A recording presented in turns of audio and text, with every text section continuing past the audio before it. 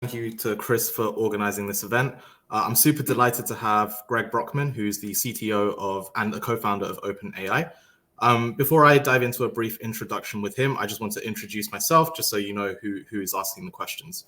So my name is Nihir, and I'm a third-year PhD student at Imperial College, where I study multimodal artificial intelligence. My work primarily involves generative tasks at the intersection of computer vision and NLP. And I guess similar to OpenAI, my passion for research comes from this key milestone of creating a brain-like or a general intelligence.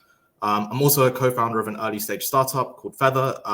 It's not about me though, but if you do have any questions about that, feel free to reach out and DM me. Anyway, so as I said, I'm super delighted to host Greg Brockman today. So most notably, he's the CTO of Stripe and also the co-founder and CTO of OpenAI. He was a key part in the team that developed OpenAI 5, which is an algorithm that beat professional Dota 2 players and teams.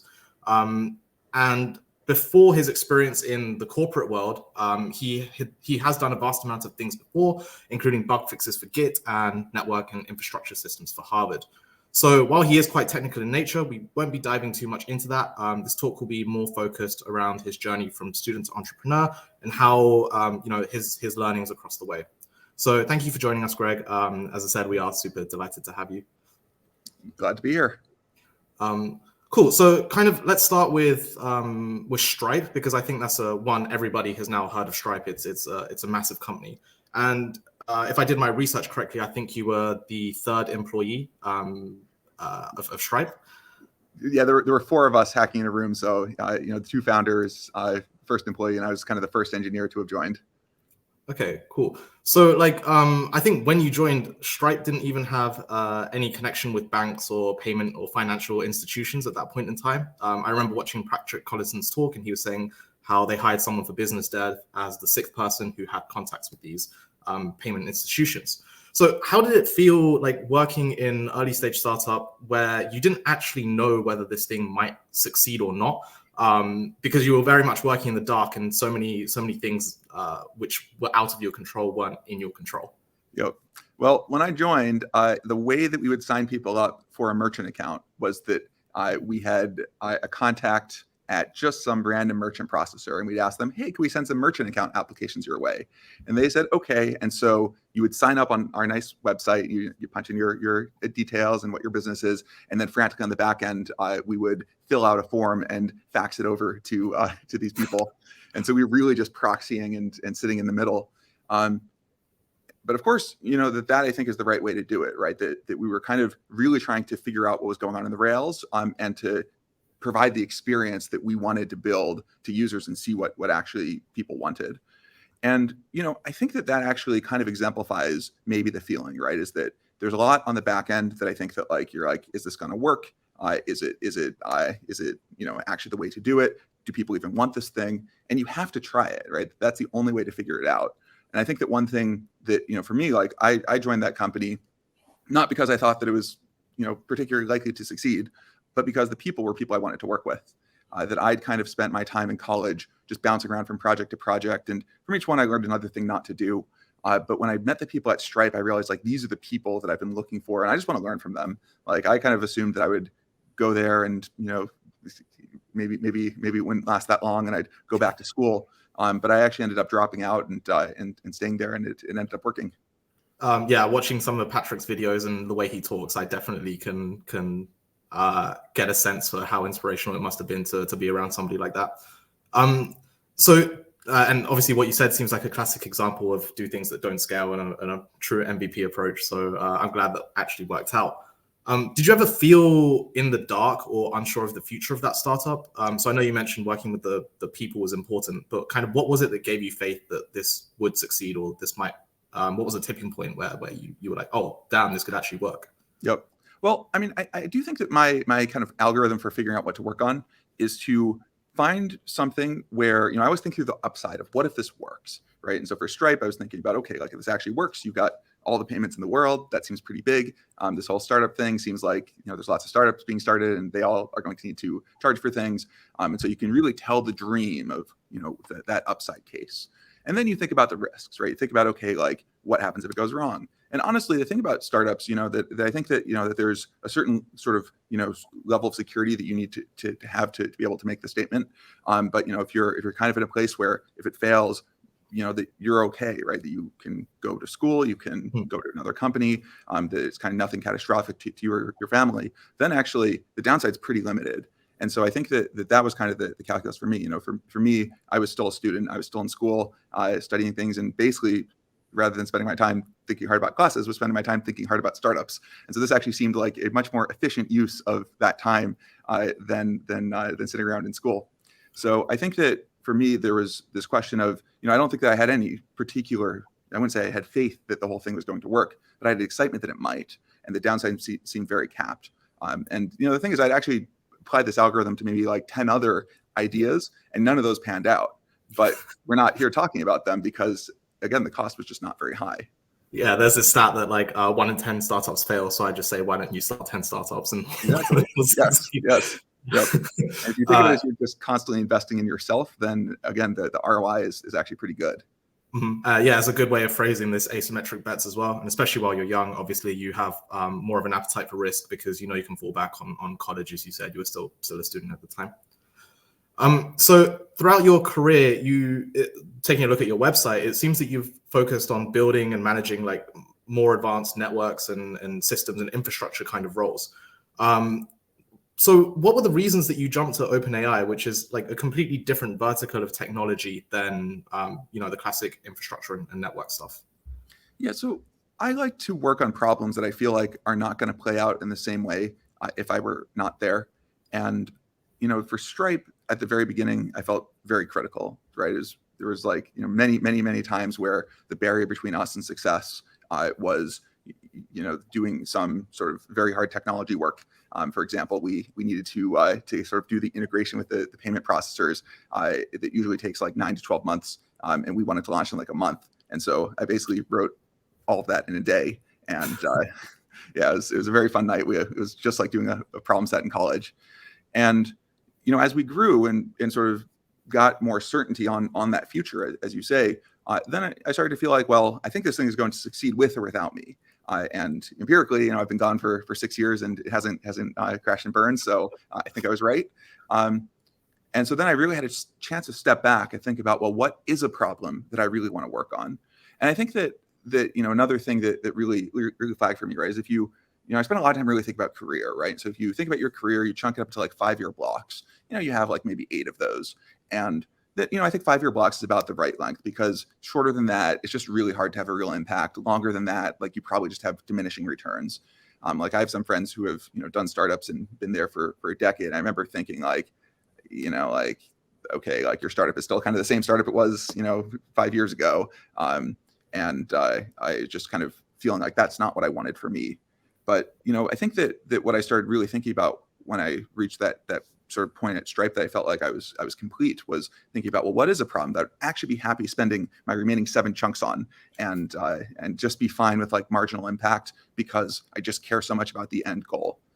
And for me, there were 3 things on that list that I could think of. Number 1 was AI.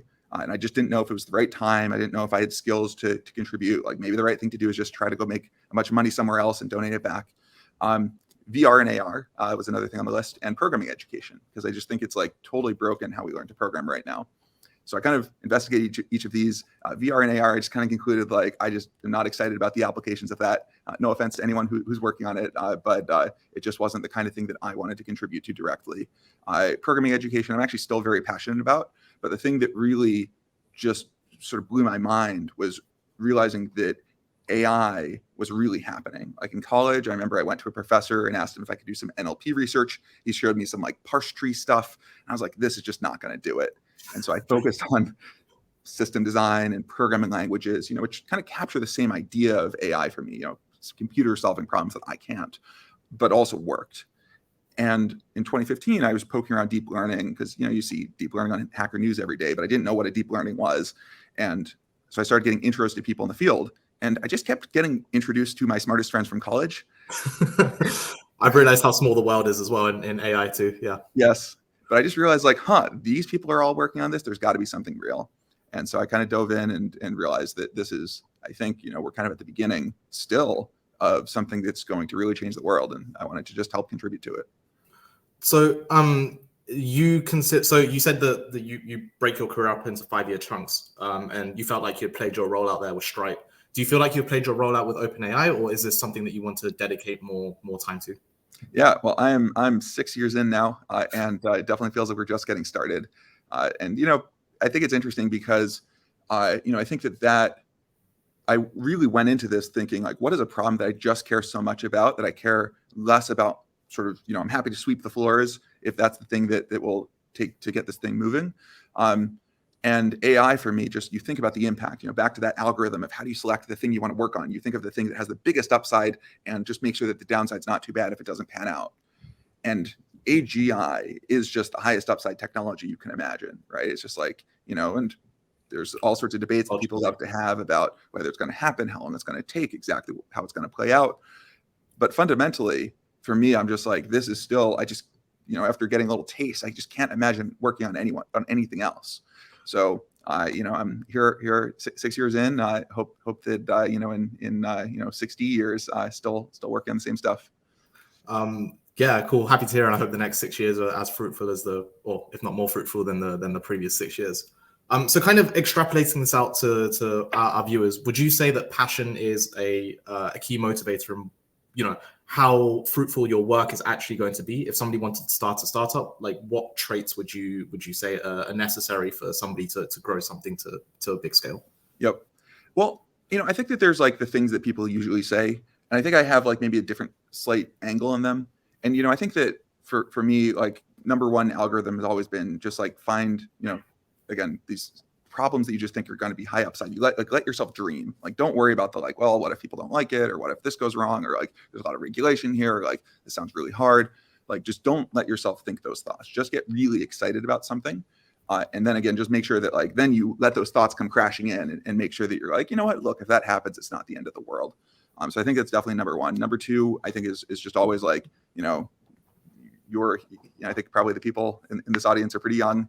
You've got a long career ahead of you, and that you just got to realize that like you're constantly investing in yourself, and like any of these experiences you get, even like, I think it's actually true that you actually don't learn as much from failure as you'd like. But if you're able to just bound the amount of time that you spend failing, then actually you learn quite a lot. But I think that when it comes to the startup, like for Stripe, like I don't think that I grew up with a passion for payments. Like that was not like a thing that I dreamed about as a child, but I got really excited about it while I was there and while I was working. And I still am. Like, I think that it's actually a really impactful problem. And I think that, maybe there is some sort of passion that's really important, to keep you coming into work every day and to push that extra mile for having an impact, for actually moving the needle for users. And I think one thing that people do get wrong is that they focus too much on the technology and too little on the impact of it.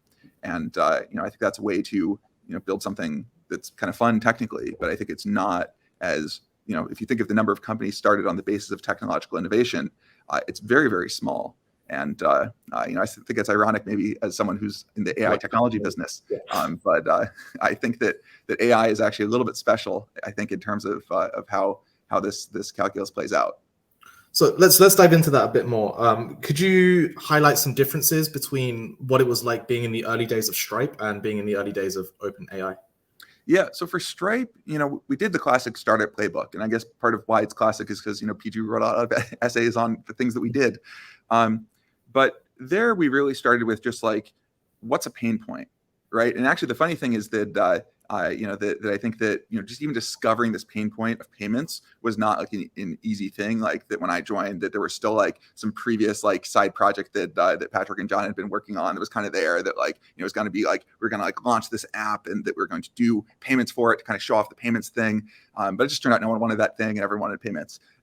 And a lot of it was like go out and find your first users. Like we went and talked to a friend who was doing some startup, and we were like, hey, can we do your payments? He's like, sure. And so he integrated the API super quickly and charged some cards. He was like, great, how do I get my money? And we were like, yeah, we should build that, And recurring billing was again something where we set up the APIs for it, and we were like, great, we've got 1 month to implement the backend because you got people billing on a monthly basis.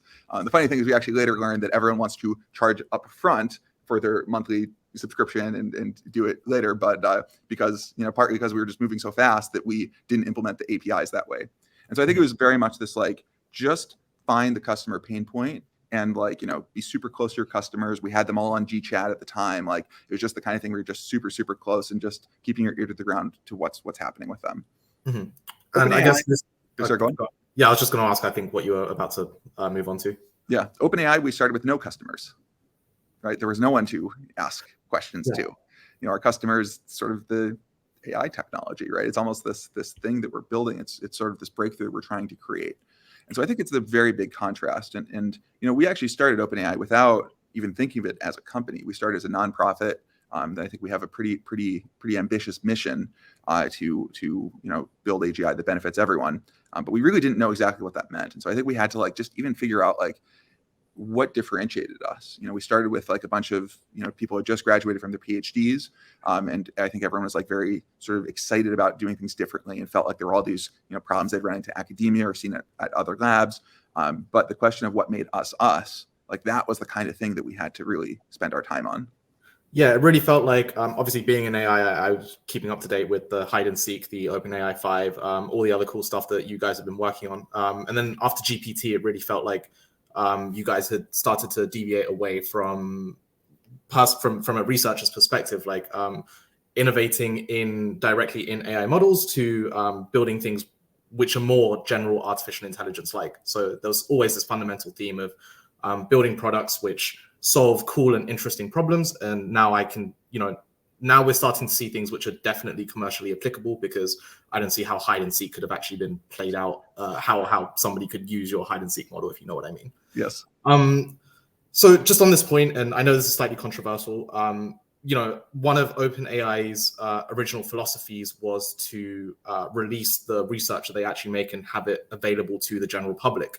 Now, some of these more powerful models, such as DALL-E, you're not releasing, sorry, the lights turn off, I'll turn them on in a second. You're not actually releasing the model weights for. Have you deviated away from this original mission statement, or kind of how do you balance that contrast between, hey, we want to democratize some stuff, but still some stuff might be potentially too dangerous, and dangerous how, if so? Yeah, I think it's a very important question. I think that a lot of people have very strongly held opinions about what we should be doing. Which I actually think is great, because, I think that the fundamental theme is the mission. If you read that first sentence of our initial launch blog post, that we say that we want to advance digital intelligence in a way most likely to benefit all of humanity, unconstrained by a need to generate financial return. And I actually think that, that question for us, right? How do we actually advance AI, for real, actually build it, get it rolled out into society, make it be something that's beneficial for humans? That question, we shouldn't have expected in 2016 that we knew all the mechanisms. And I think that there's a lot in that blog post that we got wrong. That I think that specifically open source everything. I think that strategy turns out to be something that was just not actually the right mechanism. And you can really see it with GPT-2 was definitely the first time we were we've got something, and this model itself may not be the thing that's going to be the most impactful, but it's so clear we're going to scale it up over upcoming years. It's going to get better and better, and it's going to be able to be used for things that are not the kinds of things that advance the OpenAI mission. And so what do you do, right? How do you handle that? I think we had a real sort of moment of there's no playbook for this. Yeah, really the first time doing something at that scale and releasing it to other people. Yep. The open source thing is kind of interesting because Hugging Face and Segment both, well, I guess Hugging Face still is open source, but Segment as well started as an open source project, and they found traction through this open source stuff, which eventually led to monetization. Yep. For the more technical companies out there, how much do you rate this as a strategy to build a startup where you build a following through open source and then release it or try to monetize it? Yeah, no, I mean, I definitely think the kind of open plus model is something that's pretty well trodden at this point. There's the MongoDBs of the world are even a good example there. And I think it's actually very exciting because, a decade ago, 20 years ago, this kind of thing would just be impossible. And I think it's just sort of, if you think about just how to get free just distribution, I mean, they're literally, you just end up in all these companies and all these users who actually care. And that you kind of just get to focus on building your project. So I think it's actually like a really great strategy to leverage the community. There's a lot of smart people out there who are going to think of things to do with it that you would never think of. And if you even look at where we've ended up, that with GPT-2, we were just like, well, we're not really sure what to do. We'll like release the small models, we'll not release the big ones. And this caused a big hoopla because everyone's like, oh, too dangerous to release, which was not a statement we actually said. It was a headline that some editor wrote, and then everyone's like, OpenAI, why are you saying that? Yeah, where's the open gone? Yeah. Exactly. Yep. But where we ended up was releasing things through an API, right? So we actually still get that developer base of people who are just probing these models in ways that we would just never think of, using them for applications we would never consider. For example, there's people who are using GPT-3 to pour through tax documents to find tax deductions for you. Again, that's not a problem that I ever would have considered building an AI for, but there's someone out there who's like, this thing you built actually is a good match for this problem. And I think that across, I think that the API approach is great. I think that, open source and just let people, sort of get in the innards of your technology and modify it for you is great.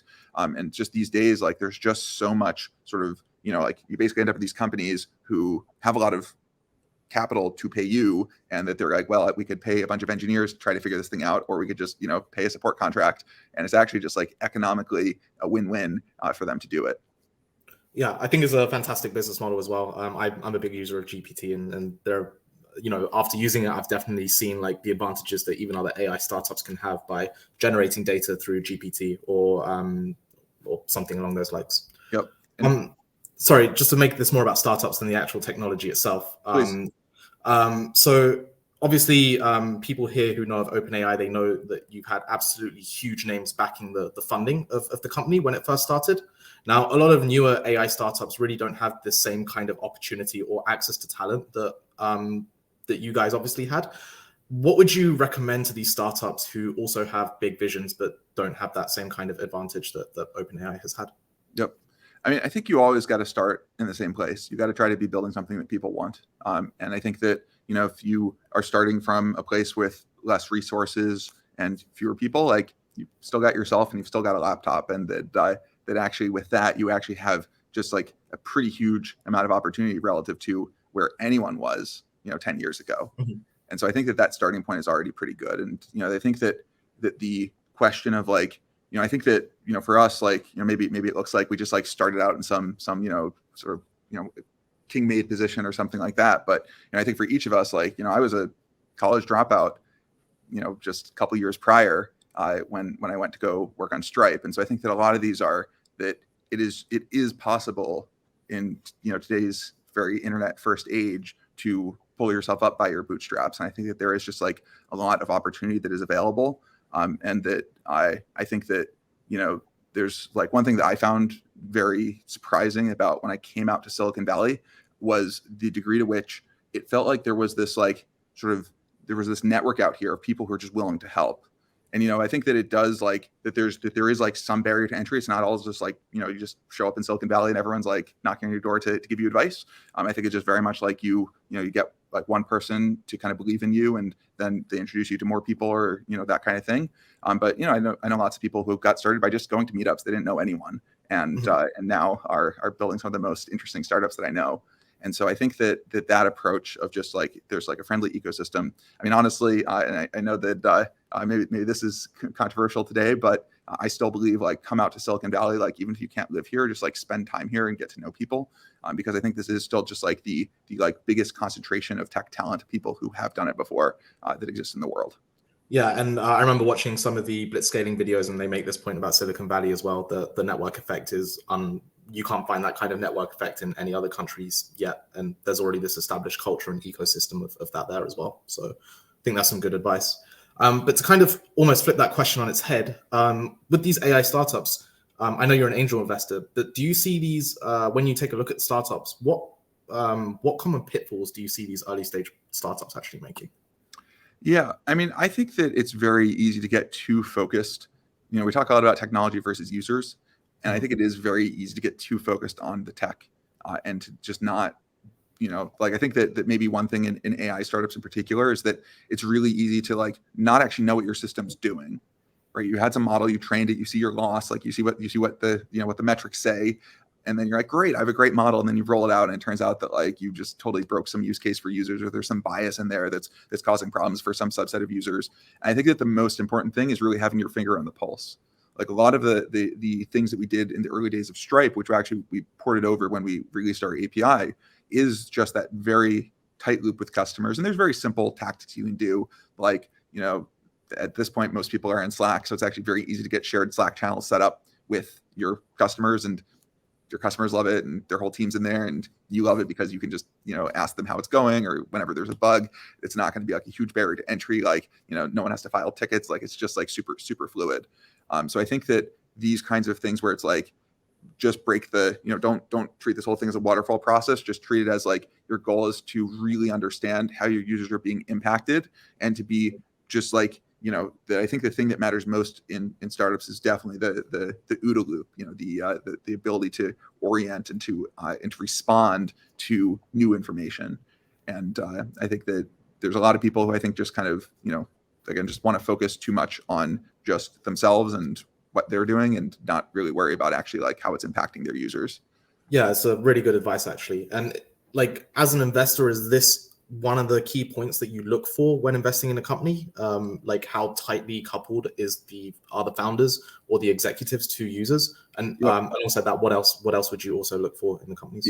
Yeah, definitely. I think one of my favorite investments is this pair of founders who operate a company called Wave that does payments in Africa, and that I can't really think of any words to describe them besides force of nature, right? And really what they do is like that, they just went out and they figured out, for them that, they have to go and build these relationships with these banks and across various African countries who, there's like lots of different regulatory regimes and lots of different, just like sort of understanding people and, in these villages and the different cities that they're operating in, who are just, very, very diverse and very different kind of, sort of desires and use cases. And I think that, like they're both, from the US, and that they just moved out there, right? I have kind of a contrast to, a lot of people I've seen in the Bitcoin world who are saying like, for, that we want to get payments into, various different countries, and then just try to do it from San Francisco.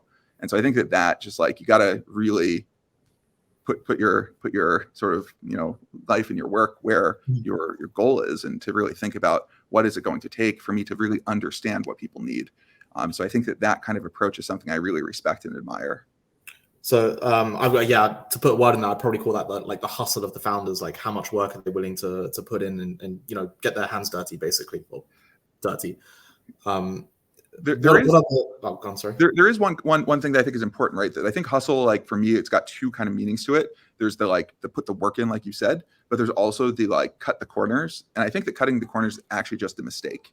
This is something that we saw too in the early days of Stripe, that we had these competitors who just would sort of bypass the regulatory regime, right? That that kind of like there's some rules about how you have to identify your users, and that there was one of our competitors just didn't require it. We did, and we were like, we're building a worse product, right? Mm-hmm. Because they're circumventing all the rules, and that it took a real amount of like self-restraint and sort of reflection to not follow them in a race to the bottom there. And at the end of the day, they failed, and the Stripe has not yet failed. And I think that just shows you that like the culture that you bake in early, you can't undo it. That at some point you're going to have to pay the piper. And so I think that the hustle, you've got to make sure that you like are on the right side of what that word can mean. Mm-hmm. Yeah. So just on that point, it also seems like, when you were manually faxing over things and doing a lot of things by hand in the early days, that could also be, by some definition, cutting the corners, in the sense that you don't have like, to a user, you show, hey, look, here's this automated system which is actually going on, but on the back end, you guys are just doing it by hand. So I think that's like an effective use of cutting the corners. But obviously, like, don't break rules and don't break laws and regulatory issues. Yes. So being close to the user is obviously one thing. Like, what is there potentially anything else that you would look for, like characteristics of the founders wise? Well, I was going to say, I think for me personally, so I definitely do angel investing most as a hobby, and I usually tend to look for people who I think can use the support. Like, I just think doing a startup is really hard, and that I like to be able to figure out how to just sort of enable more people to do it successful. And these days, I think that that I try to cast a fairly wide net when it comes to the actual technology, but I usually like to just have a technology that like I am excited about, or that I'm like, yeah, like I just get it. There's some companies that I just feel like I just like, they're for someone else, they're not for me. Not even that in the sense that I would be a user, but just in the sense that I understand it. That there's like one company that I'm really excited about is a fertility benefits company that I'm just like, I just kind of see how much just overhead there is and how many people kind of just like are just lost by the system or just not well served by it. So I think that just like doing sort of, solving problems that can help people maybe is the simplest way to put it. Okay, yeah, cool. So philanthropic in nature, I guess. Well, that one's not philanthropic. That one is like they're going to make a lot of money, but it also help people at the same time. Exactly, yeah. And that's the great thing about startups is that that I think that you can think like there's a lot of things that people don't like about capitalism, but I think that that fundamentally the goal is to align the creation of money with you only get it if you create value, and so that you really got to focus on something that's really really useful and that people want. Cool. So speaking about technology, AI has been dubbed as one of the 5 disruptive technologies alongside blockchain, 3D printing, XR, which you touched on briefly, and IoT as well. Is AI the one which excites you the most, and why is that? And also, which of these other technologies do you have like a personal interest in? Yeah. Well, I just think it's funny because it's lots of it's all acronyms, all buzzwords, which is always a thing to set up everyone's red flags. For sure, I think that AI is the technology that most excites me. I mean, like I said, putting my time where my mouth is here. Like this is what I'm working on. This is what I've been working on for 6 years and hope to work on for a very long time. And I think that AI, for me, the reason that I got excited about it initially is the idea of a computer being able to solve problems that I can't. Like that was just mind blowing, right? You think about programming where you just think super hard about a problem and you write down all the rules in this very literal way, and the computer does it. And it's pretty cool, right? You can build a website, you can build a game, you can build these sort of, all these like objects that existed in your head. But the idea of like that the object didn't even exist in my head, I just kind of had a vague idea of like, that's the goal that I want. And, there's problems that humans aren't going to be able to solve. Like, I don't think we're on a very good trajectory right now on climate change. I don't think that we're on a very good trajectory for giving everyone like super low cost healthcare. I think universal education is also just like, there's just too few teachers, and like, that we have a demographic time bomb coming up where it's just like that we're going to have this inversion of like the number of people working versus the number of people retired. All of these things are just like, these are not good problems to be facing, and I don't really know how we're going to solve them. So we're going to need tools. We're going to need better tools than we've ever built. And I think that AI and AGI in particular, I think have potential to be that. So that for me kind of just is just a trump card, and you can kind of trump anything with that, where it's like, well, you're going to build this thing. Well, my AGI would build it for you faster. Do you ever come across people who say, oh, so what you're doing is going to replace my job and I'm not going to be able to work and earn a living? Yeah, I think this part is actually very interesting because, of course, this is, when people, and maybe rewind a couple of years, that whenever I talk to people about AI or AGI, that, immediately it's going to take my job. Is it going to be a Terminator? And that's kind of what you get, right? And I think that, first of all, we're seeing this is just not how the technology is playing out. I think that there's so much vision that people had for decades about what a smart machine would be that actually just doesn't comport with the technology we're building. You look at like Codex or CoPilot, I think there's probably a lot of people in this audience who are users or have played with GitHub Copilot, which is powered by our models.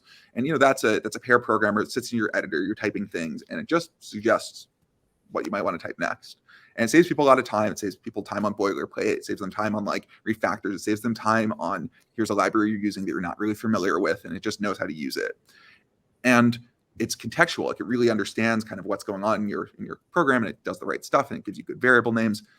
I don't think that anyone looks at that and says, programming's over. It's just what a machine. I have actually met 1 or 2 people who had not liked the idea of Codex or Copilot for that reason, because they're like, oh, we'll lower the barrier to entry for people becoming developers, and they should really understand what actually goes on.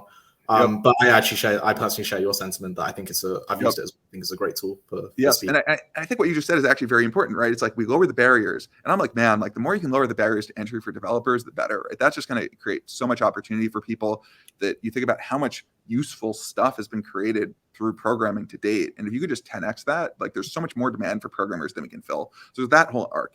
But I think that basically what's going on is that the Codex effect, the Copilot effect, is happening across a lot of different industries. And it's like that the water level's rising of what these AIs can do, but they can't do a full job. Because if you think about what a full job is, it's doing what we're doing right now. It's like sitting down with users and talking to them and really understanding deeply what's going on. And like, it's not about like you do got to type at a keyboard at some point, but that's like 1% of the overall picture. Like I think even like, people think about building like fast food restaurant bots.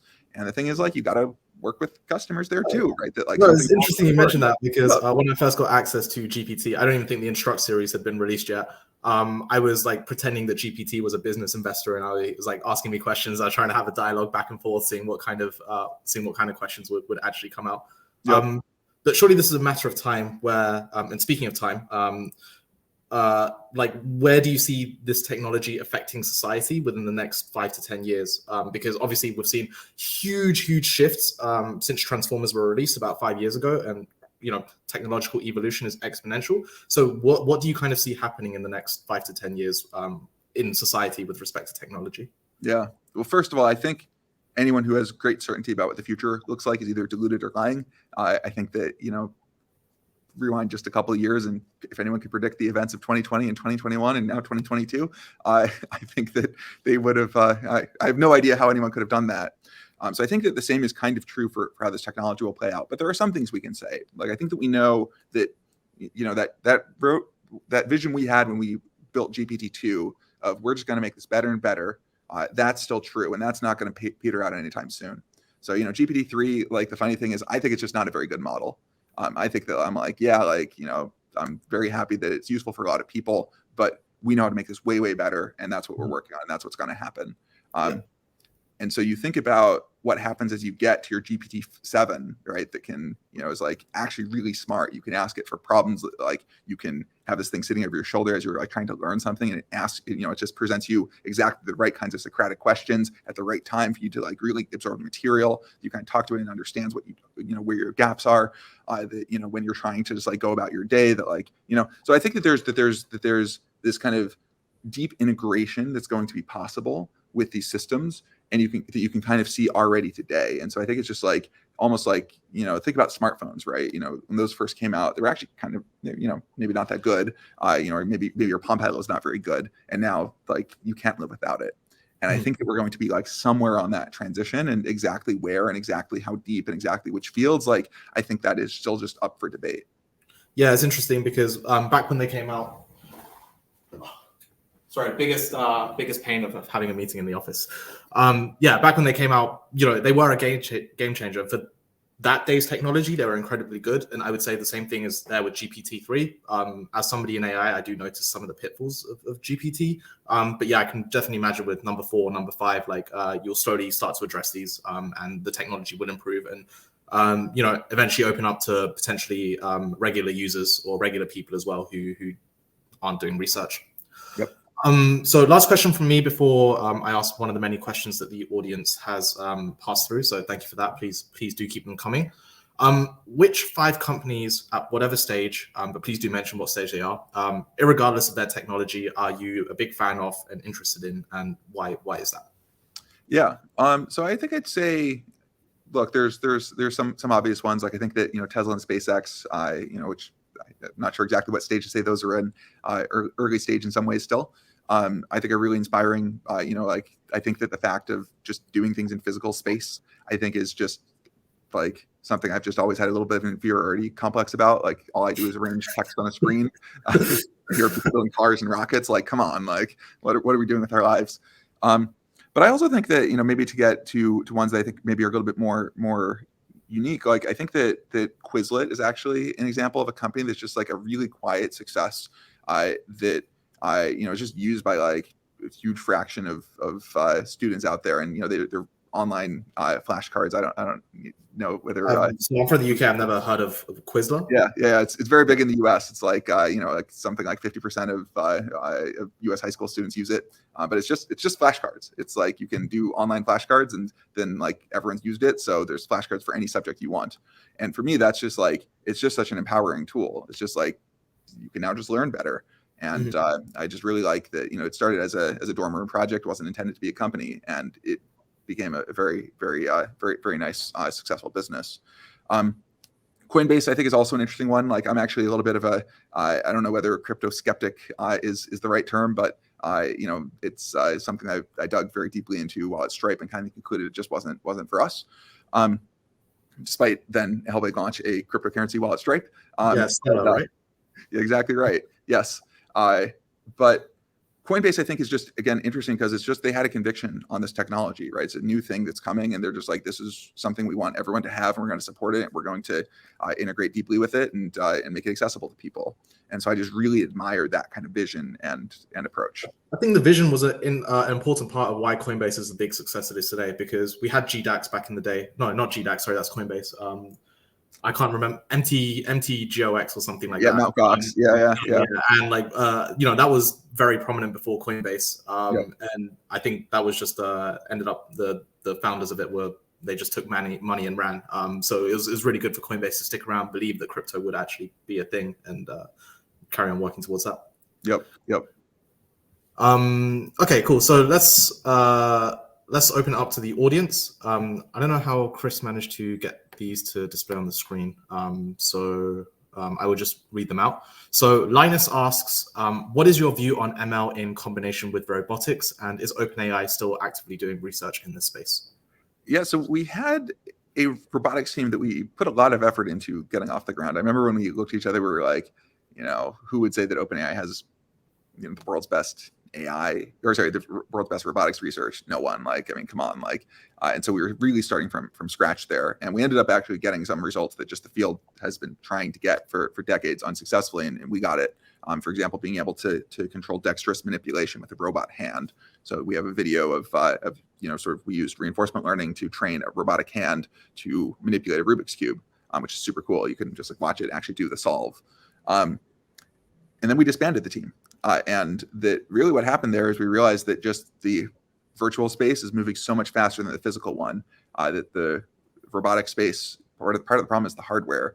It's somewhat a software problem, but it's really hard to get much data off your robots. That robot hand would run for 20 hours and then break because, it'd been around for 2 decades, but no one was able to use it. So it was still just a research prototype almost.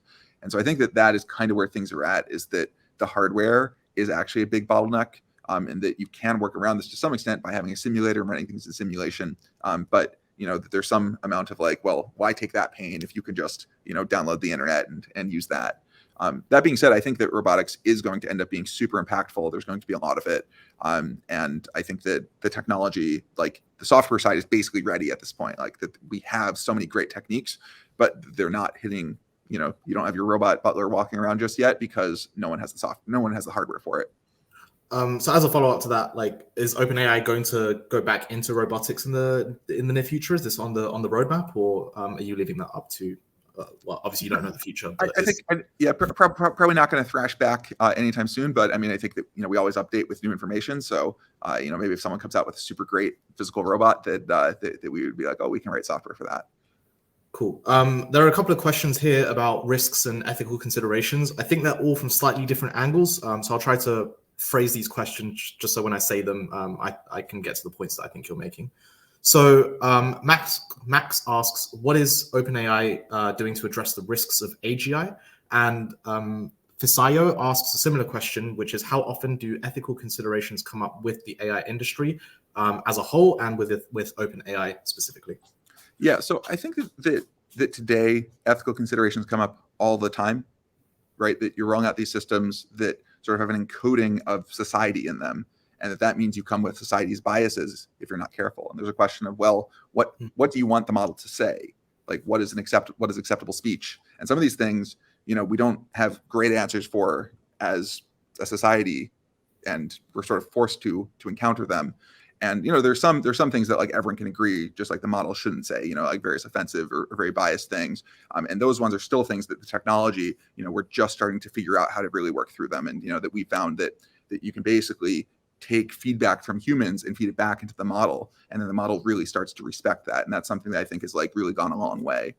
But I think that what we're going to see is that the stakes that we're encountering are going to be just increasing over time. Today it's kind of thinking about this biased speech coming out of the model, that once you start really rolling out our code generation models, you got to start thinking about, well, you're going to be running some code that just came out of the system. You probably wouldn't run code that just came out of some arbitrary human.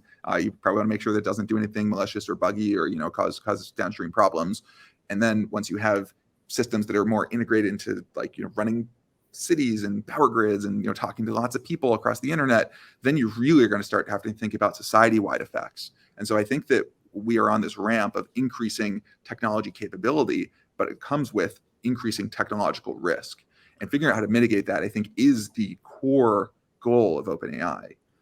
We think that we can build great technology that will benefit lots of people, but we also think it is incumbent upon us. It's not something we can push off to someone else to make sure that those risks are mitigated.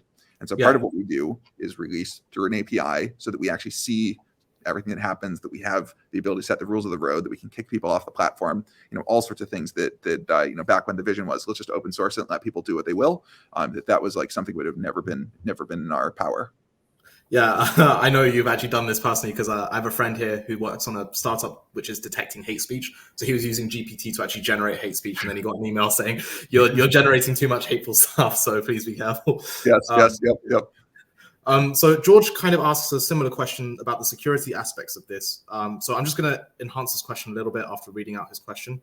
So I see there are security concerns with AI. What is your opinion of this, and what impact would this make? So I think there are two aspects of this. One is AI being self-learning and being a danger to itself when it's integrated into more dangerous systems. But I think the other interesting aspect is also how malicious actors can use this AI. So yeah, if you could just speak about that. Yeah, well, I think that to this first question of we're going to have these increasingly powerful and responsible systems, and what if they go wrong? That team is a great example of this, I think. Yes, yep. And I think that this is a question that in the 90s people started really thinking hard about, and I realized that it just sounds like a really hard problem. And how do you make sure that the AI is aligned with even knows what humans want and that kind of thing, and can we even write down the value function of humanity and those kinds of problems? And I think that basically what we're finding is that, first of all, today we're already encountering these problems, and they're going to get harder and harder over time, but we don't have to encounter the full version yet. And so I think that one answer is just try to make the deployment be as continuous as possible. You actually want to see the failures. And this was one very deliberate choice with GPT-3, right? We had a choice of how sort of narrow to make the rules of the road versus just how much to just encounter different use cases. And that the strategy we ended up taking was, let's just encounter a wide variety of different stuff and just learn. And just make sure that the scale of it happening is just not too big. And then actually you get so much value back that it just is totally worth it. And so I think this strategy is actually pretty good for us as a society, is just sort of lean into the fact that this is difficult and that there are going to be problems, and then just make sure that we're being very responsive and continuing to have that loop. All the things I was just talking about that startups should be doing. Yeah, but I think it's quite different from text on the screen to when you're actually interacting with physical cities and, I don't know, controlling traffic lights, for example, where you can't just deploy these systems. I mean, maybe you can build a whole city or have a city dedicated for research, but it's very hard to, once something is in production, to take that back after it's already done something negative. Yep. But I mean, I think that we're in this world already with, say, self-driving cars, right? That I think that, you can't have the self-driving robo-taxi from day one. You can't just be nothing. And then it's just okay, who wants to try this thing first? And that is not just a danger to the people in it, it's a danger to people around it. And so I think that you're starting to see this years-long rollout process that's been happening, right? And validation, and sort of people starting to get a sense of what they can do. And at this point, Cruise is starting to operate fully driverless taxis in San Francisco. But before then, it was driverless taxis where there's a person sitting behind the wheel in case something goes wrong. And before then, that it was just out in the stretches of desert or in abandoned places. And so I think that the same thing has got to be true for any of these systems we deploy. Is you don't want the city management robot to just appear one day. I think that you want to have it be integrated across smaller things, and that if you can't do that, then I think that you do just have an intractable problem. So last question directly related to the ethics. So not quite Terminator or Skynet, but along similar lines, what happens if state actors had access to AI? Yep. Well, I think that today, I mean, if deep fakes are already starting to kind of creep a little bit into this zone of being used for political purposes.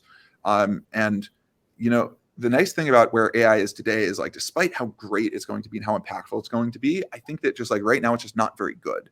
And that again, to this whole incremental rollout, and that that there's always a game of cat and mouse where the offense gets a new tool and then the defenders have to figure out how to mitigate that tool. I think that's all starting to happen, but this is not the sort of front line, sort of main tool in the arsenal of any country yet. Just simply because I think that, that the models are just not capable of it yet. But that will change. And I think that the important thing is that, I think it's just same answer as before. So that I think it's just important for society that this is all as incremental as possible. The big shocks to the system are the things that I think can cause real disruption and sort of, lots of those negative effects that just come unchecked to the surface. And good to stay up to date with the times and see exactly how the current state is affecting it and where that can go in the future. Yes.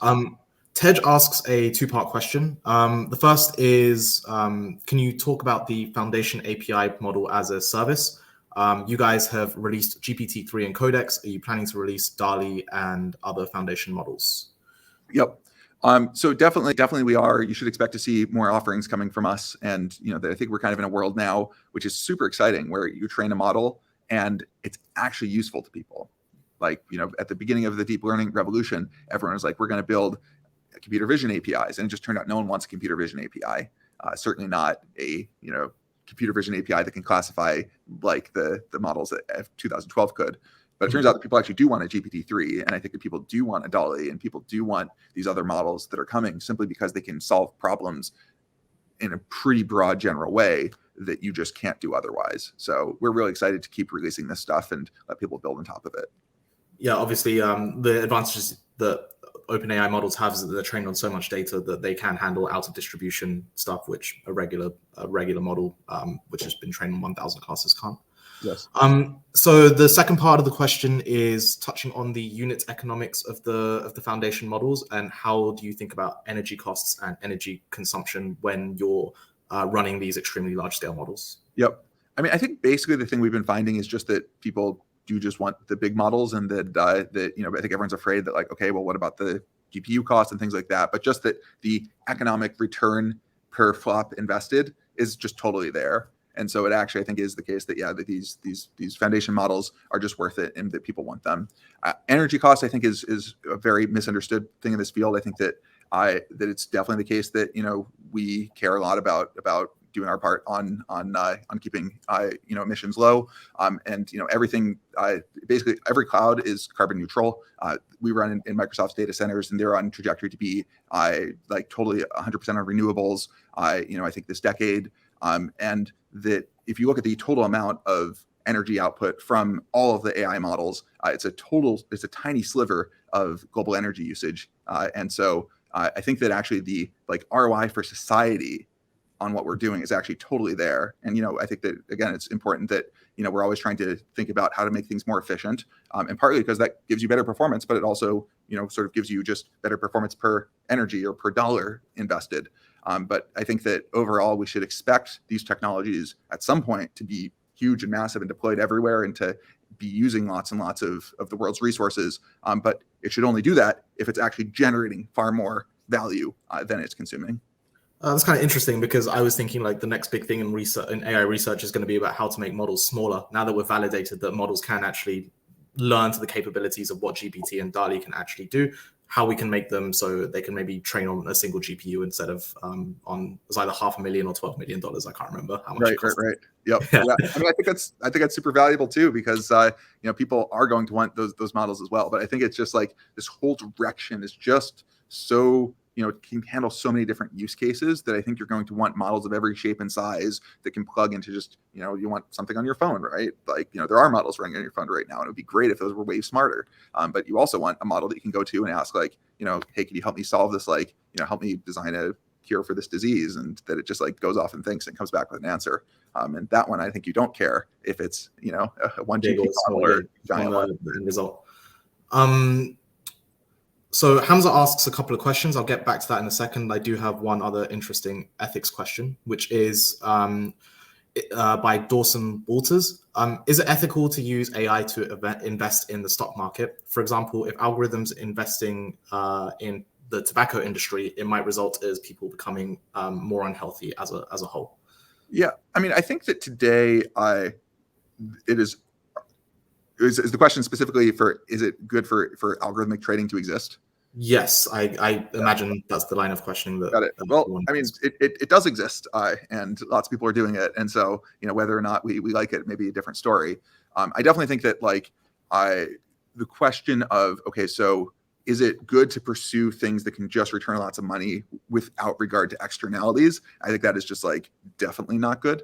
And I think one thing that's really important as AI is being deployed and impacting the world is that you're not just saying here's a value function of just make lots of money and play out. But I don't think that's unique to AI, right? I think that you can almost think of AI as I think the best analogy for what an AGI might be is a company or a country, right? Something that's bigger than any individual and pursues goals, sort of almost autonomously, and if unchecked, can do sort of things that are not very aligned with human values. And I think that one thing that's really interesting about companies is they are made up of humans and sometimes do really terrible things. And figuring out how to make sure that you're just constantly putting checks and balances on the system in order to make sure that that it is the case that there's lots of regulation on tobacco companies that prevent them from being too successful, because we know that yes, they can make lots of money, and capitalism is supposed to correct for this, but it actually doesn't, because it almost hacks the reward model. Yeah, I think that's a really interesting point. Just in the context of if you were to train a large AI model on human history, you'd see that humans cause war most of the time to get what they want. And obviously, this is definitely not something that we want to embark into our AGI models. Yes. So I do have a couple more questions about that, but I think that's a separate discussion. Regarding what Hamza has asked, what data skills will be commoditized due to AI and become less important thanks to AI? And therefore, what are your views on the future of coding? Yeah, I mean, I think that basically the mechanical skills are just in general going to become just sort of much less, sort of unique. I think it will be the case that you'll just have better and better tools. I mean, it's kind of thinking about if you go from not having NumPy or Pandas to having NumPy and Pandas, maybe parsing big CSV files or something and, figuring out how to format unstructured data suddenly stops being this super unique skill. But man, that was not something that anyone really, no one as a child is I want to format spreadsheets. And I think that is kind of where we're going. So I think that what is going to be valuable, increasingly valuable, is vision, right? Is just thinking about what do you want the system to really do? That having an idea for, okay, what is a data source that you even want to go and process and parse and put into whatever model you're in? And these kinds of executive decisions and just really thinking through the problem, understanding the space very deeply. This is where our models struggle. But this is also the thing that humans love. And so it's actually a very good match. Cool. And what would you recommend? So I know you went through this journey very recently, but what would you recommend to people who wanted to learn AI if they were starting today? Yep. I think number one thing is just start trying to build stuff. So for me, I usually get started by just read a book and then start trying to build something. So that's how I started learning to program. That's how I got into AI. So I started to do Kaggle competitions, and you can actually find my repo. It's funny. It's I think maybe my most starred GitHub repo, where I just kind of had my Kaggle solutions and just kind of talking a little bit about how I was solving the problems. It was really just me just trying to explore and get a sense of what this thing can do. I think it's just that. Get your hands dirty. There's so many papers. Re-implementing things out of papers is also a really, really great way to get started. But yeah, I think it is just the stuff is very accessible now. There's so much that's out there. And so just get started. So that's an interesting point, which I think we can generalize a little bit. So as a CTO, you came into OpenAI, which is fundamentally an AI company. As somebody who didn't have the technical expertise to understand the core algorithms that were going on at some point in time, was that a challenge for you to communicate with some of your AI engineers? And once you learned AI, what kind of opportunities opened up now that you did understand their language? Yep. Well, honestly, I thought when we started OpenAI that my technical skills would not be very useful. I thought that I was just going to basically just sort of pave the way for the researchers to do their research, and that's what I thought my job would be. And so, day one, people were debating something and they wanted to write something up on a whiteboard. We didn't have a whiteboard. And I was like, I'll go get the whiteboard. And I was excited about that. That's what I thought was the best way to contribute. But it was really only a few weeks in that we started to build OpenAI Gym, which is a piece of software that was the first thing we released. And that actually turns out to be just a pretty traditional engineering problem. And a lot of how I approached it was by just you talk to your user, and they tell you kind of what they want, and you go and you try to implement it. But it was very difficult because I definitely didn't understand a lot of the design considerations and sort of the domain very deeply. And so what I would usually do is I'd like come up with 5 different ways of doing something, and I'd show this to one of our researchers, and he'd be like, these 4 are bad. And I'd be like, great, that's exactly what I wanted, right? So you need to have this real humility, right? This real sense of like, look, I'm not the domain expert here. I'm going to do my best, but like, I just need to be so responsive to what my customer is telling me. And that algorithm, I think, worked really well. So if you were to rebuild Gym today, would you have needed to interact with customers as much as you did? Definitely not nearly as much. I mean, if you're building something that you do want to be used by people, like, if you can use it yourself, that's actually really, really good. And that if you can be that customer, but you definitely need to have some customer that is your touch point. And I think that a lot of how I build stuff is that I usually try to get the bare minimum thing that could possibly work to be used by one person. And that person can be me, but sometimes it's someone else. And, even today, it's still sometimes like I'm just, building some scoreboard or something for someone else's consumption, and then it's just like you got to get it up as soon as possible. Cool. I think this brings us to 5:15, so the end of our conversation, which is a shame. I've definitely enjoyed talking to you, Greg, and I hope the audience has enjoyed tuning in and listening to this talk as well. So Greg, thank you very much for joining us, and I wish you the best of success for both yourself and OpenAI in the future. Thank you. Really appreciate it. No problem. Bye.